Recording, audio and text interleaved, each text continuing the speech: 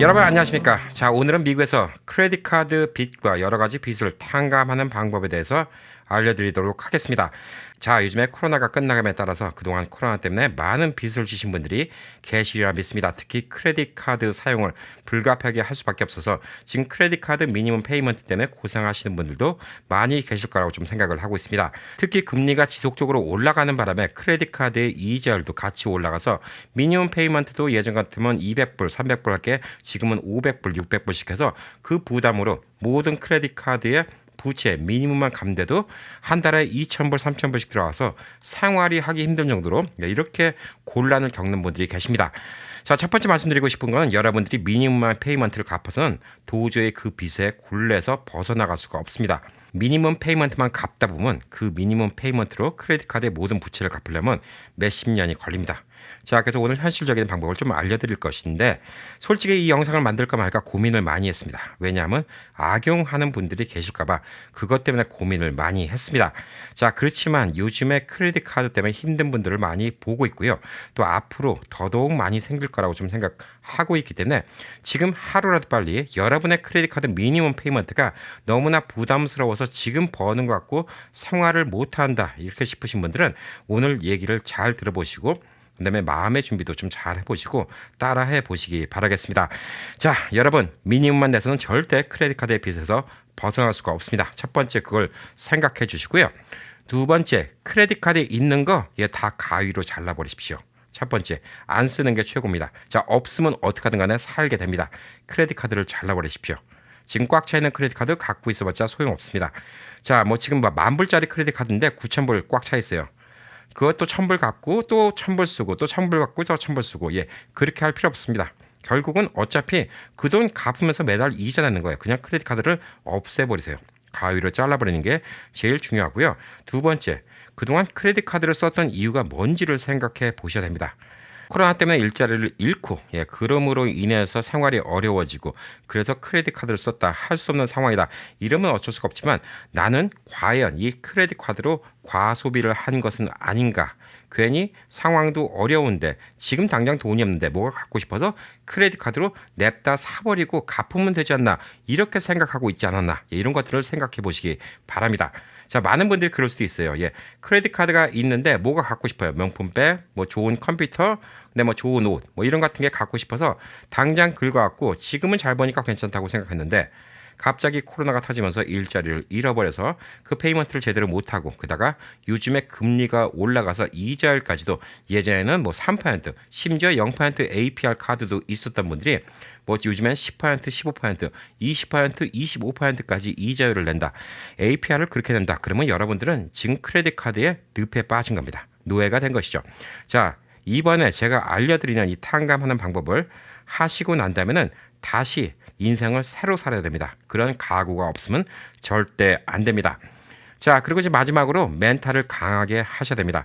자, 여러분들 사기를 치면 안 됩니다. 제가 알려드리는 말씀 같고 제가 알려드린 걸 악용하는 분들이 계실까봐 전 진짜 이 영상 많이 주저했습니다. 자, 절대 악용하지 마세요. 돈 펑펑 다 쓰고 돈 뒤로 챙겨놓고 크레딧 카드 요거 배짱 튕기고 다 탕감시켜버리고 이렇게 룰루랄라 사는 거는 사기입니다. 이게 아닌 이상은 여러분은 멘탈을 강하게 하셔야 됩니다. 멘탈을 왜 강하게 해야 되냐? 첫 번째 여러분이 크레딧 카드 컴퍼니나 은행과 지금 합의를 보고 이 부채를 갖다 탕감하려면 여러분의 멘탈이 강해야 돼요.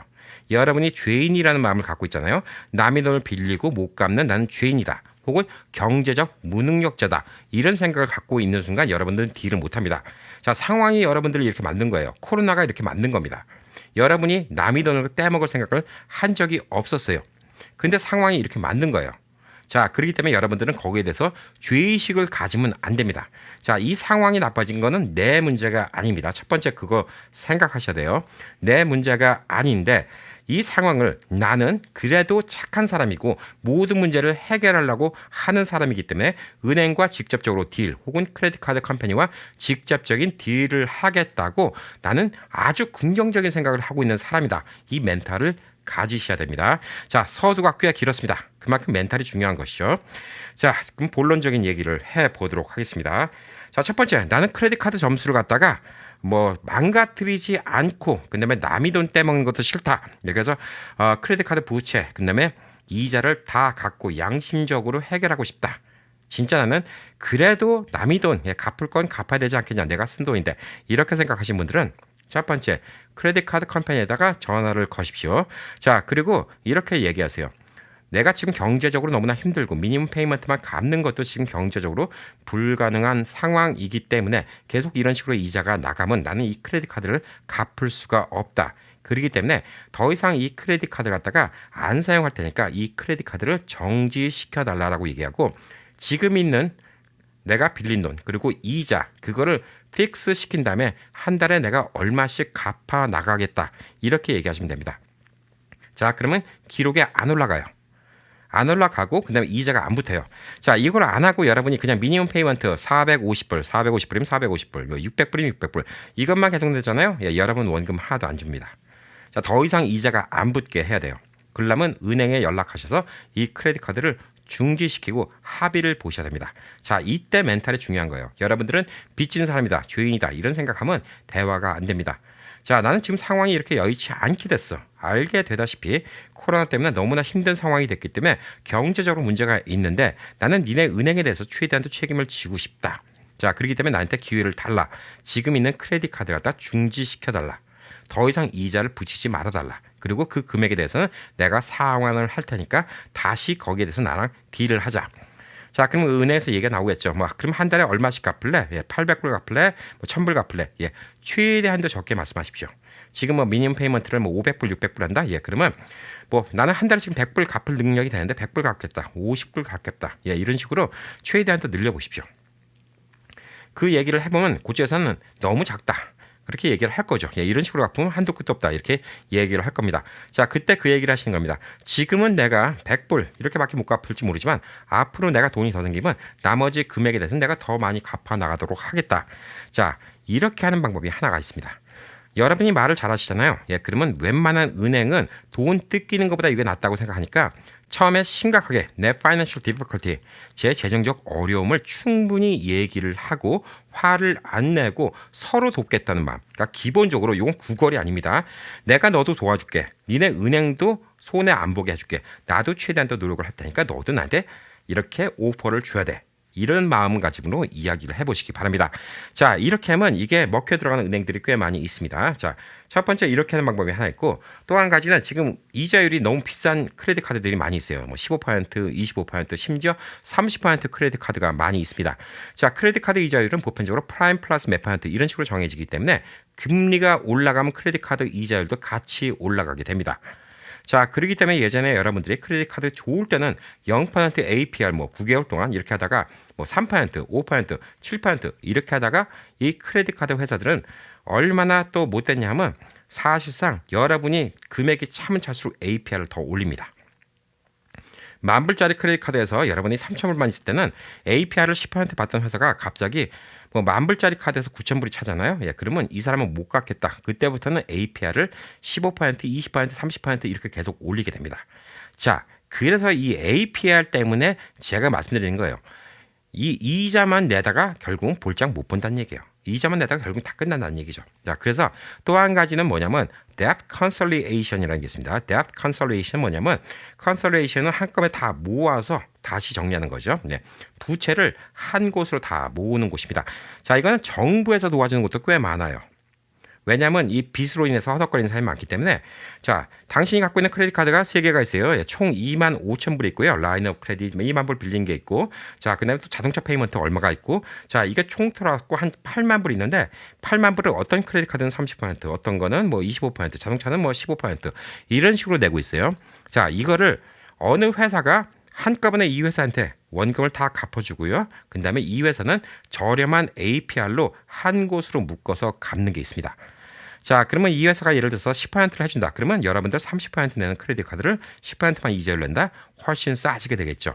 자, debt consolidation 이것도 또 한 가지 방법이 될 수 있습니다. 자, 이거는 여러분들이 주변에 debt consolidation을 찾아보시고요. 그다음에 지역 정부마다 도와주는 것도 많고 민간 단체에서 도와주는 것도 많이 있습니다. 자, 그래서 제가 이거는 어디 특정 회사를 말씀 못 드려요. 미국 전역적으로 제가 다 설명드리는 거기 때문에 특정 회사를 절대 말씀드릴 수는 없습니다. 자, 근데 이거는 여러분들이 직접 찾아보셔야 돼요. debt consolidation. 예, 이걸 전문을 하시는 분들 찾아보시면 될 듯합니다. 자, 그리고 이제 시나리오가 두 번째입니다. 벌써 못 갚기 시작해서 크레딧이 나빠지기 시작했어요. 나빠지기 시작했고 이왕 크레딧이 나빠지잖아요. 예, 그러면 이제 부채를 깎아냅니다. 이왕 나빠진 거 빚 갚는 금액을 다 깎아버려야 돼요. 자, 아까는 첫 번째 뭐였죠? 더 이상 이자 붙는 걸 막는 방법에 대해서 알려드렸어요. 자, 지금 벌써 못 내기 시작했어요. 자, 그러면 어떻게 하셔야 되냐? 이 돈을 깎아야 됩니다. 내가 크레딧 카드 컴퍼니에 갚아야 될 돈이 원금 10,000불에다가 이자까지 15,000불이다. 그러면 이거 갖다 7,500불로 깎아야 돼요. 혹은 2,3,000불로 깎아야 돼요. 그게 가능합니까? 예, 가능합니다. 합법적으로 가능합니다.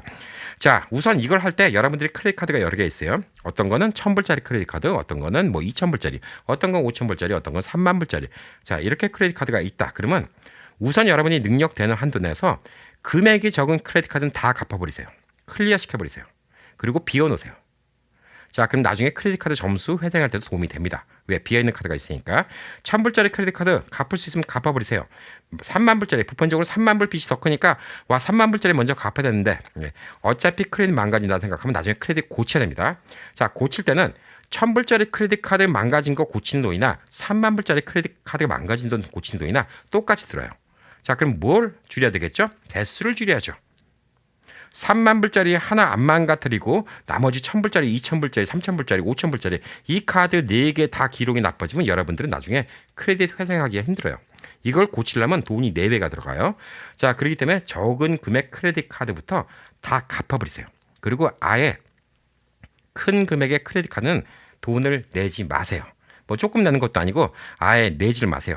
자, 안 내기 시작하면 크레딧 점수 나쁜 게 올라갑니다. 예, 그거 신경 쓰지 마세요. 어쩔 수가 없어요. 지금 불가항력이에요. 예, 그러면 이제 전반적으로 이제 그 전화가 오기 시작하겠죠. 30일이 넘으면 왜 돈을 안 내냐. 독촉 연락이 오기 시작하고 전화가 오기 시작하는데 이때 딜을 할 수가 있습니다. 한 두세 달 안 내다가 딜을 할 수가 있어요. 내가 지금 너무너무 힘들기 때문에 이 금액을 깎아달라고 딜을 하면 크레딧 카드 컴퍼니는 보편적으로 이렇게 얘기할 것입니다. 자, 원래 네가 빌린 돈이 10,000불이고 지금 이자가 7,000불이 붙었는데 그러면 한 15,000불까지 해줄게. 이런 식으로 나와요. 예, 이자는 그냥 까먹으십시오. 원금에 대해서만 얘기하십시오. 난 원금 빌린 게 10,000불이잖아. 10,000불인데 나 지금 갚는 게 아니니까 5,000불만 내가 매달 500불씩 내면 안 될까? 이런 식으로 얘기해 보세요. 자, 그날 딜이 안 돼도 괜찮아요. 그냥 그렇게 얘기하시면 됩니다. 자, 자꾸 시간이 길어지면 길어질수록 초조한 거는 은행하고 크레딧 카드 컴퍼니예요. 자, 그러다가 계속 1년이고 2년이고 못 받잖아요. 예, 그럼 또 다른 데 콜렉션을 넘기기 시작합니다. 자, 그래서 이 부채 기간이 길어지잖아요. 한 2년이고 뭐 안 갚잖아요. 그러면 원금의 30% 이하로 그냥 끝날 수도 있어요. 뭐 10,000불 빌렸는데 한 2,000불, 3,000불 내고 다 탕감시킬 수 있어요. 자, 기록은 나빠지겠죠. 그 기록은 나중에 또 합법적으로 또 지울 수가 있습니다. 자, 왜 지울 수가 있냐? 그거는 뭐 지우는 거 전문을 하신 분들이 있는데 그들은 벌써 돈 다 받고 끝난 문제면 또 골아프게 끼고 싶잖아요. 예. 몇 번 다시 시정 부탁하잖아요. 그러면 없던 일이 돼버립니다. 자, 그렇기 때문에 크레딧 카드는 고칠 수가 있어요. 자, 그리고 이게 또 앞으로 어떻게 되냐면 크레딧 카드 컴퍼니 이런 식으로 합니다. 처음에는 자기네들이 돈을 직접 받아보려고 노력을 해요. 근데 자기네들 인건비도 있고 안 되니까 나중에는 포기를 하죠. 한 1년 정도 돈을 계속 안 내고 있으면 컬렉션 컴퍼니라고 돈을 수금하는, 예, 추징하는 이런 컴퍼니에다가 이걸 팝니다. 자, 10,000불이 빚이 있으면 그런 데는 예를 들어서 5,000불에 파는 거죠. 야, 이거 얼마를 받든 간에 네가 받아와. 그러면 5,000불만 우리한테 주면 끝이야. 자, 그러면 딜이 훨씬 더 쉽겠죠. 10,000불에서 하나도 안 깎아 주려고 했던 은행이 이 콜렉션 에이전시 가면 벌써 7,000불 정도의 딜을 해도 해줄 수가 있어요. 왜? 자기네들은 2,000불이 생기니까. 더 시간을 버티면 어떻게 되냐? 그걸 또 다른 추징 회사에다 또 보냅니다. 3번, 4번, 5번까지 파는 경우가 있어요. 5번까지 팔면 10,000불이 1,000불 이하로 떨어집니다. 5번까지 파는 게 2년이 걸릴 수도 있고 3년이 걸릴 수도 있고 그래요. 근데 아무래도 2008년도 서프라임 때를 기준으로 해서 보면 한 3, 4년이 걸릴 것 같아요. 왜 그러냐? 이런 콜렉션이 많이 몰리기 때문에. 자, 1,000불 밑으로 내려가면 거기는 어떻게 드리느냐? 10,000불짜리 갖다 그냥 1,500불만 내도 그냥 탕감을 시켜줍니다. 자, 근데 문제가 뭐가 생기죠? 예, 거기까지 내려갈 때까지 3년, 4년 동안 여러분의 크레딧은 엉망진창이 돼버리겠죠. 자, 그리고 3, 4년 있다가 크레딧을 고쳐야 됩니다. 자, 그래서 시나리오 2는 크레딧이 나빠지더라도 이 크레딧 카드 빚을 갖다가 많이 탕감받는 그 금액에 대해서 얘기하는 겁니다. 자, 보편적으로 50% 미만, 30% 미만 이렇게 받고 이걸 전문으로 딜을 해주시는 분들도 있어요. 자, 이런 분들은 예를 들어서 뭐 여러분들이 뭐 10,000불의 빚을 졌다. 예, 근데 5,000불의 딜을 해줬다. 그러면 5,000불 깎았잖아요. 예, 그리고 그 나머지 5,000불에 대해서 뭐 10% 혹은 15% 이런 식으로 피를 받는 경우가 있습니다. 자, 근데 이걸 여러분이 해도 할 수가 있어요. 오늘 제가 말씀드리는 거, 대화하는 내용 이런 것들만 잘 숙지하면 직접 할 수가 있습니다. 영어를 못하잖아요. 영어 잘하시는 분들한테 부탁드려도 돼요. 근데 솔직히 본인이 하는 것보다 남이 하는 게 좋아요. 왜? 본인이 하면 아까 말씀드린 것처럼 알게 모르게 죄책감이 있어서 상대방의 말에 위축이 되고 위축이 되면 말에 끌려다니기 시작하고요. 그 다음에 또 끌려다니기 시작하면 좋은 딜을 꺼내지 못하게 됩니다. 자, 그리고 이제 부채 협상 전문가도 잘하시는 분들도 있지만 못하시는 분들도 있어요. 괜히 돈만 받아가고 끝나는 분들도 있어요. 자, 그래서 최소한도 여러분이 이건 트라이 해보시라는 거예요. 여러분이 깎을 수 있는 거는 원금에 대해서 몇 퍼센트 깎을 수 있는가? 여러분이 원금에 대해서 50%까지 은행 혹은 콜렉션 에이전트랑 딜을 해놨다. 10,000불의 빚이 있는데 5,000불만 갚으면 된다. 자, 이랬을 때는 부채 협상 전문가가 본인이 10% 피를 달라고 그랬을 경우에는 얼마의 딜을 해와야 될까요? 예, 4,000불 미만으로 딜을 안 하면 여러분이 시킬 이유가 없어요. 자, 근데 처음부터 다짜고짜 시키잖아요. 그럼 이 사람들은 빨리빨리 끝내고 싶으니까 예를 들어서 뭐 시간 더 끄니 그냥 10,000불을 갖다가 한 6,000불에 딜을 하든 5,000불에 딜을 하든 딜 해놓고 깎은 금액에 대해서 몇 퍼센트 달라고 해요. 심지어 선수금을 달라는 경우도 있는데 선수금 줄 필요가 없어요. 선수금 받고 일 안 하면 땡이잖아요. 솔직히. 예. 그렇기 때문에 여러분들이 이런 거에 대해서 좀 잘 생각을 해보셔야 됩니다. 자, 그리고 이제 파산 전문 변호사를 이용하는 방법이 있어요. 비용이 좀 더 들겠죠. 여러분의 빚이 많다 그러면 파산 전문 변호사랑 이야기해 볼 수가 있어요. 챕터 7이나 챕터 13을 부르는 것이죠. 예. 이 전문 변호사가 연락을 하면 벌써 은행에서도 나는 변호사 누구누구인데 우리 의뢰인이 지금 파산을 생각하고 있다. 파산을 할까 말까 생각하고 있는데 많은 뎁트가 많은 빚이 어느 정도 해결되면 파산을 안 하는 방향으로 가고 싶어 하는데 얼마까지 해주겠냐? 그러면 딜이 더 쉬워져요. 왜? 파산을 하면 은행은 한 푼도 못 받기 때문입니다. 자, 파산을 하는 것보다는 안 하는 게 낫겠죠. 근데 파산 전문 변호사가 직접 연락을 했다. 요거는 파워풀할 수가 있습니다. 자, 그래서 이것저것도 안 된다. 그러면 결국은 뭐죠? 예, 너무나 빚이 많다. 그러면 챕터 7 혹은 챕터 13을 하시면 됩니다. 자, 이거는 개개인마다 뭐 입장이 다르기 때문에 결국은 파산 전문 변호사와 좀 상의를 해보셔야 되는데 금액이 적은 경우에는 챕터 7을 예, 그다음에 금액이 좀 많은 경우는 챕터 13을 신청해야 된다라고 좀 보시면 되고 이거를 신청한다고 여러분의 뭐 빚을 갚는 게 면제되는 거 아니에요. 예. 한 10년 동안 여러분들이 그냥 빚을 갚을 능력이 없으면 못 갚는 거지만 거기까지 유예를 시켜주다가 나중에 시간이 지나면 없어지는 거예요. 뭐 보편적으로는 다 그렇게 하죠. 그 다음에 챕터 7, 챕터 13 이걸 부르면 여러분들 한 10년 동안 크레딧이 엉망진창이 돼요. 아까 두 번째 얘기 같은 경우는 뭐 짧게는 1, 2년, 길게는 2, 3년, 3, 4년 예, 이 정도만 크레딧 카드 좀 디피컬티가 있어요. 그리고 와서 크레딧은 다 교종을 하면 됩니다. 교종하는 것도 교종해주는 회사에다 부탁하는 방법이 있고 본인이 직접 하는 방법이 있습니다.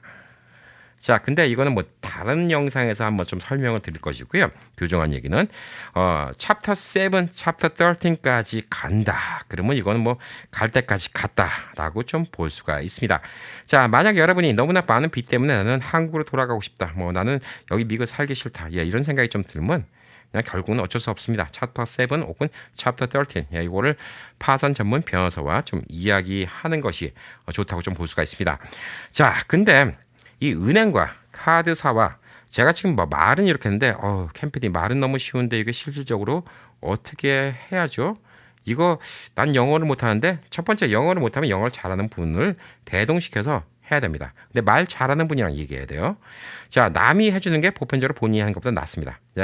근데 남이 할 때는 본인인 척하고 해야 돼요. 예를 들어서 캠피디라면 남이 전화를 걸어줘도 캠피디라고 이렇게 얘기하고 캠피디인 척하면서 이 딜을 할 수가 있습니다. 자, 근데 첫 번째 제일 중요한 거는 죄의식을 가지면 안 됩니다. 상황이 이렇게 맞는 거예요. 여러분들이 일부러 사기친 거 아닌 이상은 죄의식을 가질 필요가 없습니다. 난 죄인이라고 생각하는 순간 상대방한테 말리기 시작합니다. 자, 나는 너한테 죄인이 아니라 우리는 서로 이 문제를 해결하는 동료다라고 생각을 하고 대화에 임하시기 바랍니다. 자, 그리고 두 번째, 상대방이 너 이 돈 안 갚으면 소송 걸 거야 란 말에 겁먹지 마세요. 여러분들이 몇백만 불 뜯어먹은 거 아닌 이상 소송 안 겁니다. 10,000불, 20,000불 갖고 소송 거는 카드 회사 없어요. 왜? 변호사 비용이 더 나오니까. 소송 안 겁니다. 소송을 걸어봤자 별게 없는 게 만약에 소송을 걸었어요. 진짜 걸었어요. 여러분들이 한 뭐 10만 불, 20만 불 있어 걸었어요. 뱅크럽시 하면 끝입니다. 소송 걸잖아요. 그럼 뱅크럽시 하면 그냥 그거는 케이스는 기각이 됩니다. 자, 그리고 이게 형사법이냐 민사법이냐 이 차이가 있는데 형사법하고 민사법은 뭐가 차이가 있냐? 여러분이 의도적으로 사기를 치려고 나한테 돈을 빌렸다. 그리고 와서 일부러 안 갚았다. 다른 거 돈을 다 빼돌렸다. 이 사기를 입증한다는 게 쉽지 않습니다. 이건 배심원까지 끼야 되는 재판이라서 이 재판만 몇만 불 돈이 들어가요. 여러분한테 1, 2만 불 돈 받겠다고 여러분 형사 고소를 못합니다. 자, 형사 고소를 못하면 나머지는 어떻게 되죠? 민사소송입니다. 민사소송은 쉽게 말해서 깜빵 가는 일은 아니에요. 부채는 남망죠. 민사소송은 짐은 그 부채가 남는 거지 그 부채를 얼마 갚아라라고 코र्트 명령이 내려왔다 하더라도 그 부채를 갖다가 뭐 안 갚는다고 여러분들이 깜빵 가는 거 아니에요. 자, 그래서 이 민사소송인데 여기서 두 가지가 있습니다. 빚을 지는 거는 secure하고 non-secure가 있어요. secure는 뭐냐? 한말하면 보증이 있다는 거고 non-secure는 보증이 없다는 거예요. 담보가 없다는 얘기죠. 담보, 무담보. 자, 담보는 뭘까요? 집을 살 때 모기지, 자동차 살 때 자동차 페이먼트. 이거는 담보가 있는 겁니다. secure loan입니다. 자, 이거는 돈을 안 내면 이 물건을 뺏어갈 수 있는 권리가 있어요. non-secure는 뭘까요? line of credit, credit card. 이런 것들은 non-secure입니다. 어떤 담보가 없어요. 그래서 이거를 안 갚는다고 여러분이 집이 있는데 집을 뺏을 수는 없어요. 차를 뺏을 수도 없어요. 자, 그러기 때문에 이게 소송을 건다 해서 겁먹을 필요 없다는 얘기예요. 소송 걸 이유가 없습니다. 그리고 상대방이 여러분께 뭐 개인적으로 악감정이 있는 게 아니에요. 저는 말하는 거 싸가지 없어. 저는 진짜 엿먹어봐라. 그리고 소송 건다. 이런 거 없습니다. 그냥 거기도 직원일 뿐이에요. 전화 거는 사람도 직원일 뿐입니다. 자, 그래서 이런 식으로 얘기한다 하더라도 여러분들이 걱정할 필요가 없습니다. 자, 근데 그 다음에 문제가 뭘까요? 빚을 안 갚기 시작하면 계속 전화 연락이 오고 이메일이 오고 편지가 날라오고 사람 아주 피곤하게 합니다. 물론 한국처럼 이 돈을 거들어 다니는 사람들이 없어요. 사채업자들, 뭐 고리대금업자들, 돈 내라고 집 앞에 와서 행패 피고 가게 앞에서 뭐 이렇게 행패 피고 이런 거는 없습니다. 근데 이 사람들 콜렉션도 아까 말씀드린 것처럼 은행에서 자기들이 돈을 못 걷어서 두 번째, 세 번째, 네 번째 정도 가잖아요. 그러면 거기 있는 사람들은 거의 막장이에요. 막장 인생. 그래서 여러분들한테 수단과 방법을 가리지 않고 돈을 받으려고 노력을 합니다. 자, 법이 허용한 난 다 받으려고 노력을 하는데 제일 피곤한 게 시도 때도 없이 오는 전화, 그 다음에 편지에 날라오는 거, 이런 것들, 이메일 날라오는 거, 이런 것들이 피곤합니다. 제일 문제가 이제 전화겠죠. 자, 근데 이 추심업자한테 연락을 중단하라고 말할 수 있는 권리가 여러분은 가지고 있습니다. 자, 돈 받는 사람한테 더 이상 나한테 전화 걸지 마. 이렇게 얘기를 할 수가 있어요. 연락 방식에 상관없어요. 이메일이든 편지든 뭐든 연락하지 말라고 요청을 할 수가 있어요. 그러면 추심자는 반드시 중지해야 됩니다. 자, 그렇다고 여러분들이 빚을 안 진 거 아니에요. 그 빚이 없어진 건 아닙니다. 자, 근데 미국에서는 FDCPA라는 게 있어요. Fair Debt Collection Practice Act라는 게 있는데 이거는 뭐냐면 여기에 특정 조항에 따르면 2021년 11월 30일부터 발효된 법에 따르면 이 사람들이 못하게 되는 법이 다 규정이 되는 게 있어요. 그래서 여러분들이 빚을 졌다 하더라도 옛날처럼 이렇게 시달릴 이유가 별로 없습니다. 자, 그래서 만약에 이런 콜렉션 에이전트가 우선 전화가 오기 시작하잖아요. 돈을 내라고. 자, 아까 말씀드린 것처럼 1년이고 2년이고 버텨서 이 딜을 갖다가 좀 더 낮게 하고 싶잖아요. 그 다음에 뭐 능력이 안 돼서 그럴 수도 있죠. 지금 10,000불을 갖다가 갚는데 5,000불 갚아라. 5,000불 갚을 능력도 안 돼요. 3,000불, 2,000불, 나중에 1,500불, 1,500불은 갚을 수 있습니다. 그 정도 될 때까지 버틴기만 계속 연락이 와요. 자, 우선 여기다 연락이 오면 여러분들이 점잖게 얘기하세요. 화를 내지 마시고 점잖게 얘기하시고 상대방도 그냥 직원일 뿐입니다. 내가 이 전화 건 사람한테 빚진 거 아니에요. 쩔쩔매지 마세요. 당당하세요. 이 전화를 건 사람은 나한테 돈 빌려준 사람이 아니에요. 그 사람 직원일 뿐이에요. 여러분도 그런 마음으로 얘기하세요. 상대방이 막 갑자기 소리를 지르잖아요. 그러면 컴다운 하라고 얘기하세요. 네 돈 빌린 거 아니잖아. 네 돈도 아닌데 왜 네가 흥분을 해. 컴다운. It's not your money. I'm trying to solve the problem. 이런 식으로 천천히 얘기해야 돼요. 자, 이 사람들은 교육을 받았어요. 여러분들을 어떻게 하면 발끈하게 만들고 어떻게 하면 여러분들이 자존심 상하게 만들고 어떻게 하면 여러분들이 죄의식을 느끼게 만드는지를 너무나 교육을 잘 받은 사람들이에요. 자, 그렇기 때문에 이런 사람들한테 전화 받으면 아주 피곤해집니다. 자, 첫 번째 이런 사람들한테 전화 오면 어느 컬렉션 에이전트인가 정보, 회사 이름, 그다음에 주소 이런 거를 다 받으십시오. 회사 주소 좀 줄래? 회사 이름이 뭔가 다 받으세요. 그 다음에 여기다가 서면으로 더 이상 아까 말씀드린 것처럼 FTCPA에 의거해서 나한테 더 이상 전화나 이메일이나 편지를 보내지 말아달라고 이렇게 요청을 할 수가 있습니다. 자, certified 메일로 보내면 되죠. 예, 요거 못 쓰면 뭘 쓰면 되죠? 예, 챗 GPT 쓰면 됩니다. 자, 이렇게 하고 편지를 쓰는데 상대방이 계속 보낸다. certified 메일이 있다. 그러면 이 법안이 나왔기 때문에 2021년 11월 30일부터 발효된 이 법안이 나왔기 때문에 이 콜렉션 에이전트나 혹은 은행 상대로 소송을 걸 수도 있습니다. 자, 그리고 콜렉션 회사들이 하지 못하게 되는 행위가 있어요. 이건 불법 행위예요. 자, 그래서 첫 번째 여러분들이 여기서 연락이 오잖아요. 예, 그러면 우선 이 사람들한테 여러분이 먼저 선공을 치세요. 콜렉션 에이전시야.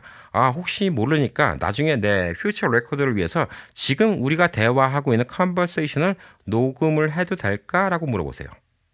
자, 그럼 상대방이 당황합니다. 자, 우리 대화는 지금부터 녹음을 하겠습니다. 인정합니까? You agree? Yeah, agree. 그다음에 녹음을 거부하겠다. 그러면 나는 지금 답변할 의사가 없다. 그러고 무슨 컴퍼니냐고 이거 정보만 묻고 전화 끊으세요. 니네 회사가 어디냐? 어디 있고 무슨 회사 이름이고 뭔가. 그래서 어떤 카드에 대해서 지금 콜렉션이 왔냐. 이거 정보를 받은 다음에 여기다 편지를 보내시면 돼요. 자, 녹음을 한다고 하잖아요. 예, 추심하는 회사가 만에 하나 실수를 하잖아요. 예, 그러면 여기에 대해서 꼬투리가 잡히고 상대방이 되게 불리하게 됩니다. 반대로 소송까지 갈 수 있는 문제예요. 자, 첫 번째 뭐냐? 지금 내가 갚아야 될 금액 이외에 더 금액이 붙을 거라는 암시를 준다거나 그런 식으로 부채가 더 늘어날 것이라고 협박하는 행위. 야, 이거는 불법입니다. 자, 지금 오늘 네가 갚으면 여기 5,000불에 갚을 수 있는데 다음 달에 갚으면 너 7,000불로 올라가. 예, 이거는 불법입니다. 더 붙일 수가 없어요. 자, 두 번째. 자, 지금 돈이 없어도 상관없어. 그럼 포스데이트. 그러니까 후의 날짜로 적는 거죠. 예. 지금 예를 들어서 4월 달이니까 그러면 언제 돈 있어? 8월 달쯤. 오케이. 8월 1일 날짜로 체크를 써서 보내. 포스데이트 체크를 써서 보내. 이거 불법입니다. 못하게 됐습니다. 자, 그리고 이제 콜렉션을 갖다가 이제 전화를 못하게 하면 편지로 보내죠. 근데 엽서로 보내는 경우가 있습니다. 엽서로 보내는 건 뭘 의미하는지 아십니까? 예, 엽서는 안에 적혀 있는 글 내용이 다 보이죠. 봉투 안에 안 들어있으니까. 자, 엽서에 뭐라고 적겠습니까? 당신이 빚을 진 얼마를 언제까지 갚으십시오. 자, 누가 보면 본인이 그 빚을 진 거를 알 수 있게 되죠. 그래서 엽서로 보내는 거는 불법 행위입니다. 자, 또한 봉투 겉에다가 콜렉션이라든가 지금 빚을 갚아라든가 콜렉션 데프트 듀 언제 이런 식으로 적는 것도 불법입니다. 그런 거 날라오면 그거 다 증거로 갖고 계시면 됩니다. 자, 그리고 넌 이거 말고도 빚이 더 있는 것처럼 막 부풀리는 행위 있어요. 예, 이것도 불법이고 본인이 변호사인 척하고 전화하는 것도 불법입니다. 자, 그래서 본인이 변호사인 척하고 얘기하잖아요. 그러면 변호사인가 물어보세요. 변호사라고 얘기하잖아요. 예, 그러면 이름하고 어느 스테이트에서 내 변호사 라이센스 넘버, 바 넘버라고 합니다. BAR, 바 넘버를 알려달라고 하세요. 자, 이걸 안 알려주면 안 됩니다. 예, 변호사한테는 우리는 언제든지 바 넘버를 물어볼 권리가 있습니다. 자, 바 넘버를 알려주세요. 근데 안 알려줬어요. 예, 그러면 이거는 당신이 지금 변호사인 척하고 부정행위를 하고 있는 거니까 난 여기에 대해서 소송하고 할 수가 있다. 얘기를 하세요. 지금 우리 내용은 녹음되고 있다는 거 처음에 얘기했죠. 당신이 지금 변호사인 척 했는데 지금 바 넘버를 안 알려준다는 거는 당신이 지금 변호사가 아닌데 변호사인 척 행동을 하고 있다는 거고 이거는 명백한 위법 행위다라고 얘기할 수가 있습니다. 만약 알려주잖아요. 그러면 그 변호사가 진짜 뭐 변호사인지 그건 확인해 보는 방법이 또 있습니다. 바 넘버 집어넣으면. 자, 그리고 빚을 안 갚으면 네가 체포될 수 있다. 예, 이런 협박 이거 불법입니다. 예, 체포 안 당합니다. 빚 안 갚는다고 체포 당할 일 없습니다. 자, 이런 거 너무 이 소비자 쪽으로 편이 많이 들죠. 예, 미국은 그렇습니다. 소비자가 보호받을 수 있는 게 많이 있어요. 그래서 어떻게 보면 여러분이 지금 갚을 능력이 안 됐잖아요. 그러면 1년이고 2년이고 아까 말씀드린 것처럼 조그맣게 갚을 수 있는 능력만 먼저 갚으시고요. 금액 큰 거는 그냥 크레딧 나빠진다 하더라도 2, 3년이고 그냥 놔둬야 돼요. 그리고 자꾸 데비카드 쓰는 이런 버릇 들이시는 게 좋습니다. 현찰 쓰시고 은행에 있는 돈, 내가 있는 돈만큼만 쓰는 이런 버릇 들이시는 게 좋고요. 이거 크레딧 카드 금액 큰 거, 안 갚는 동안 그 돈 모으세요. 어디다가 모으고 계세요. 예전에 미니페이 냈던 것처럼 나중에 딜할 때 필요합니다. 나중에 딜하고 싶어도 돈이 있어야 딜하죠. 나중에 10,000불짜리 갖다 1,500불로 깎아준다는데 1,500불도 없으면 딜 못하잖아요. 모아놓으세요. 자, 불편한 거는 불과 몇 년 동안 크레딧이 나빠진다는 거예요.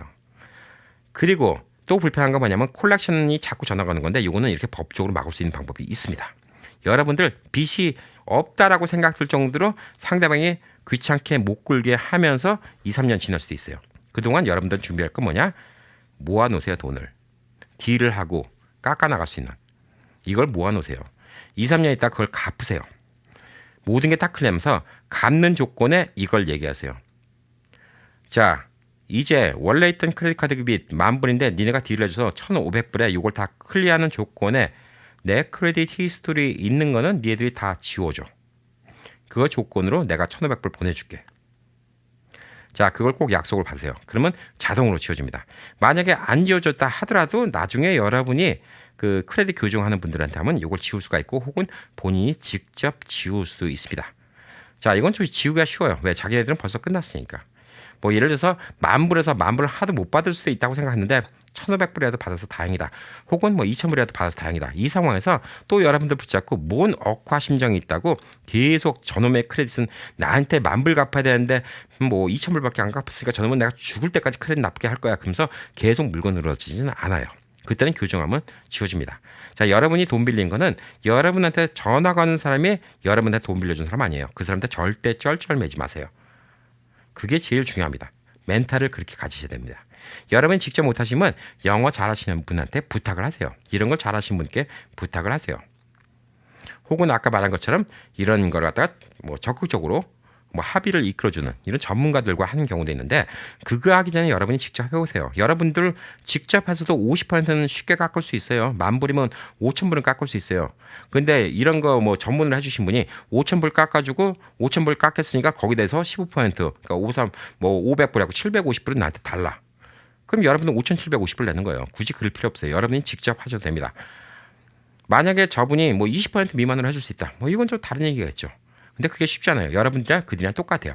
방법은 그 전문가들이 쓰는 거나 여러분들이 쓰는 거나 똑같아요. 대화가 제일 중요합니다.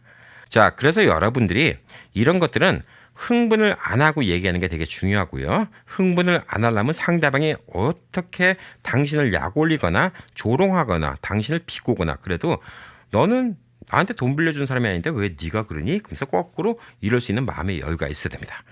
자, 그리고 상대방이 그러면 선심 쓰는 척하면서 처음엔 이러죠. 다 교육을 받았으니까. 10,000불에 뭐 이자까지 17,000불 빚졌는데 10,000불만 해줄게. 자, 그럼 여러분들은 턱없이 얘기하세요. 1,000불 해줘. 상대방이 무슨 말도 안 되는 소리야. 나 1,000불밖에 능력이 안 돼. 그건 안 된다고. 그러면 이제 깎기 시작하는 거예요. 8,000불. 안 돼. 나중에 전화 걸어. 돈 생기면 한 2주 있다 전화 걸어봐. 돈 생기면 그때는 또 생각이 다를지 모르니까 2주 있다 전화 걸어봐. 그럼 2주 있다 또 전화 옵니다. 그러면 8,000불 혹은 또 10,000불부터 얘기해요. 또 2주 전에 8,000불이라고 얘기했잖아. 그래 8,000불. 준비됐어? 아니. 상황이 더 나빠졌는데? 나 500불밖에 못 줄 것 같아. 그러면 이제 상대방이 뭐 이런 미친 상대방이 화를 내기 시작하죠. 여러분들 화내지 마십시오. 지난주에는 1,000불이라도 갚을 수 있었는데 그때 뒤에가 그냥 1,000불이라도 받았으면 좋았을 텐데 난 그동안 지금 또 다른 크레딧 카드 갚느라고 이제는 500불밖에 없네. 500불이라도 받고 있고 그냥 클리어 시켜줄래? 미친 또 그러면서 얘기해요. 그러다가 결국 그게 점점 내려갑니다. 몇 번 통화하다 보면 이렇게 하다가 금액이 많이 내려가요. 50%는 쉽게 깎아요. 근데 이걸 보통 사람들이 하기 힘들어 하죠. 왜 하기 힘들어하냐? 내가 남의 돈을 빌린 죄인이다라는 이런 죄책감이 있어서 그래요. 그래서 멘탈부터 부여잡으라고 말씀드리는 거예요. 자, 그리고 이렇게 해서 문제를 해결했잖아요. 또 똑같은 실수를 하면 안 됩니다. 절대 똑같은 실수를 다시 하면 안 돼요. 크레딧 카드 무서운 거 알고요. 그런 다음에 내가 욕심이 나는 물건이 있다 하더라도 내가 돈을 벌어서 그걸 살 생각해야지 미리 사놓고 앞으로 미래는 잘 될 것이다. 이렇게 해놓고 크레딧 카드를 팍 긁어놓고 나중에 이런 문제 생기는 거 한 번 겪어보면 그걸로 충분합니다. 자, 물론 많은 분들이 코로나 때문에 힘들 거라고 생각하는데 절대 오늘 이야기 악용하지 마시고요. 그리고 이런 문제를 해결하는 데 도움을 주는 정부기관이나 비영리 단체들이 되게 많아요. 신용 상담사하고 상담을 하는 걸 갖다가 고려해 보세요. 그다음에 이런 분들은 이제 돈 같은 거 나중에 뭐 미래 돈 매니지먼트 하는 거, 그다음에 부채 컨트롤하는 거, 뎁 컨설레이션 하는 거 이런 것들 다 정보를 줄 수가 있습니다. 보편적으로 이런 데서 워크숍도 많이 하고요. 네, 무료로 또 이런 세미나 같은 것도 많이 오픈합니다. 자, 보편적으로 비영리 조직들이 이런 걸 많이 하고요. 미국에서는 이제 이런 회사 중에서 미국의 금융상담협회 Financial Counseling Association of America의 웹사이트 혹은 전화번호 1800-450-1794 1800-450-1794 여기에 한번 연락해 보셔도 되고 혹은 국립신용상담재단 National Foundation of Credit Counseling 여기에 웹사이트나 전화번호 800-388-2227 1800-388-2227 여기다 연락해 보셔도 좋습니다. 자, 제가 밑에다가 뭐 샘플 레터 같은 거 보내는 거, 그다음에 뭐 방금 전에 말씀드리는 Financial Counseling Association of America 여기 전화번호, 주소, 그다음에 또 National Foundation of Credit Counseling 웹사이트 전화번호 이거 밑에다 더보기란에다 다 남겨놓을게요. 자, 여기에 가셔갖고 여러분들이 세미나도 가보시고 정보를 받으시면 더 많이 받을 수가 있습니다. 자, 근데 제일 중요한 거는 이들과의 대화의 스킬이에요. 대화의 스킬에서 가장 먼저 생각하는 거 여러분께 전화 건 사람이 여러분한테 돈을 빌려준 사람은 아닙니다. 절대 여러분들은 이분들한테 쩔쩔맬 필요가 없고요. 그 다음에 여러분들은 일부러 사기치고 남한테 빚을 지고 안 갚는 게 아닌 이상 여러분은 죄인이 아닙니다. 상황이 그렇게 만든 거예요. 여러분이 나쁜 사람이 아닙니다. 자, 그래서 세 번째로 여러분이 가져야 될 마음은 뭐냐면 여러분은 이 상황을 저쪽도 최대한도 적게 손해를 보고 나도 최대한도 해결할 수 있는 방안에서 합의를 보자는 게 대화의 골자이지 저 사람이 호통치고 저 사람이 왜 안 갚냐고 얘기할 때 I'm sorry라는 얘기를 하려고 전화 거는 게 아니에요. 절대 이 대화에서는 I'm sorry가 필요 없습니다. I'm trying to help you예요. I'm trying to help your company. I'm trying to solve this problem. 이게 중요한 겁니다. 나는 이 문제를 적극적으로 해결하려는 사람인데 왜 네가 흥분을 하지? 난 여기에 대해서 현실적인 방안을 얘기하잖아. 너는 8,000불을 얘기하지만 나는 지금 내가 갖고 있는 게 1,000불밖에 없어. 근데 지금 어떻게 해결하자는 거야? 너는 8,000불 내자고 그러고 난 1,000불밖에 없는데 네가 해결하겠다는 의지가 없으면 여기서는 해결을 못하는 거 아니야. 그러면 1, 2주 있다 보자. 전화 걸었더니 더 황당한 거죠. 지난주엔 1,000불 있었는데 나는 500불밖에 없어. 이젠 네가 더 도와줘야 돼. 그나마 지난주에 해결하려고 했을 때 해결했었으면 좀 나았을 것 같아. 자, 이런 식으로 딜을 하는 거예요, 사실상. 자, 그러면 이게 나중에 이렇게 원래 뭐 10,000불 빚졌는데 뭐 1,000불만 갚았으니까 이게 문제가 되나요? 예. 뭐 서로 합의한 거기 때문에 문제가 안 됩니다. 법적으로 나중에 문제 안 돼요. 나중에라도 이 문제를 도로 제기할 수가 없어요. 자, 그리고 크레딧 나빠지는 문제는 크레딧은 크레딧을 고치는 방법이 있습니다. 예, 그것도 또 다른 얘기예요. 예, 크레딧을 직접 고쳐도 되고 혹은 크레딧 고쳐주는 분, 전문적으로 고치는 분 이런 분들을 이용해서 크레딧을 고칠 수도 있습니다. 자, 그래서 최악의 경우야 챕터 7, 챕터 13 이런 거 하시는 거예요. 뭐 크레딧 카드 빚 불과 한 4, 5만 불 있는데 뭐 챕터 7 이런 거 얘기하시는 분들은 보면 와, 이건 멘탈이 약하신 거예요. 네, 불과 5만 불, 10만 불 뭐 이런 것 때문에 챕터 7, 챕터 13 이런 거 생각할 필요 없어요. 자, 이런 거 파산 신청을 할 때는 뭐냐면 여러분이 적어도 앞으로 10년, 20년 동안 난 이 돈 죽었다 깨도 못 갚는다. 100만 불, 200만 불, 300만 불 빚으셨다. 예, 이때 하시는 거예요. 여러분이 왜 뭐 몇만 불 갖고 인생을 갖다 벌써 실패한 것처럼 이렇게 생각하시면 절대 안 됩니다. 자, 이런 분들이 알게 모르게 많이 있을 거예요. 그리고 그동안 크레딧 카드 빚 때문에 많이 늘은 분들도 있을 거예요. 코로나 이전에는 크레딧 카드 총 쓸 수 있는 게 한 5만 불이었는데 거기서 한 2만 불 정도 써갖고 한 달에 미니멈 페이먼트 갚는 게 1,000불도 안 되는데 그 코로나 기간 동안 돈이 급하니까 이래저래 쓰다 보니까 5만 불에서 4만 불은 꽉 잡고 이자율은 또 기준금리를 올린 바람에 지금 한 달에 2,000불, 3,000불 미니멈 페이 내도 평생 미니멈 페이 내도 그 돈이 안 주는 분들 이분들은 가만히 있으면 안 돼요. 절대 가만히 있으면 안 됩니다. 절대 미니멈 페이만 내고 있잖아요. 그러면 언젠가 오늘 여러분의 크레딧 점수가 나빠지냐 혹은 3년 뒤에 크레딧 점수가 나빠지냐 그 차이일 뿐이에요. 자, 나빠질 거면 미리 나빠지세요. 3년 뒤에 깔끔한 크레딧으로 다시 시작을 하면 됩니다. 자, 그렇기 때문에 지금 미니멈 페이만 내고 있는 건 절대 해결책이 아닙니다. 어떤 액션을 꼭 취하시기 바랍니다. 자, 오늘 이 영상이 많은 분들한테 도움이 되길 바라고요. 절대 악용이 되지는 않기를 바라겠습니다. 자, 뭐든지 두들기는 분한테 문은 열려 있습니다.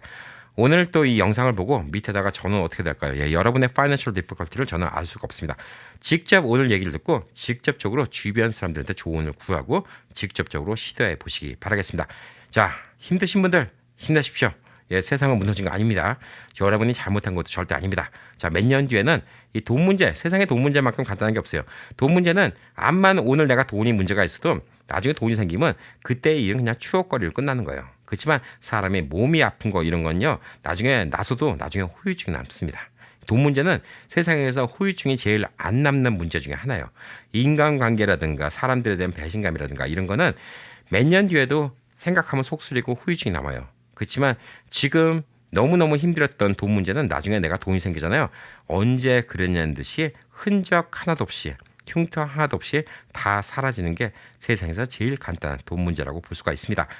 자, 힘내시고 여러분들 문제 잘 해결하시기 바라겠습니다. 자, 오늘 정보도 좋았다고 생각하시면 구독은 한 번, 그 다음에 또 누르시면 취소됩니다. 예, 구독은 한 번, 알림 설정하시고요. 그 다음에 좋아요도 눌러주시고요. 그 다음에 밑에다가 댓글도 많이 적어주시기 바라겠습니다. 감사합니다.